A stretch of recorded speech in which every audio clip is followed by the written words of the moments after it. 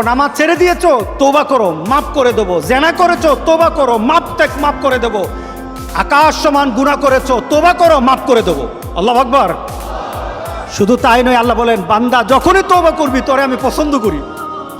আল্লাহর রাগ যেন আমাদের মধ্যে চলতে না থাকে, আল্লাহর রাগকে কমাতে হবে। আল্লাহর রাগকে আমাদেরকে কমাতে হবে। এই রাগ কমানোর জন্য আমাদের কি করা দরকার? আমাদেরকে কি করতে হবে? আল্লাহর রাগ কমিয়ে দেয়, আল্লাহর গজবকে কমিয়ে দেয়। আল্লাহর সকল ধরনের বান্দার প্রতি যে ক্রোধ থাকে, এটাকে কমানোর জন্য সবচেয়ে উৎকৃষ্ট মাধ্যম হলো তওবা। বলেন কি? তওবা।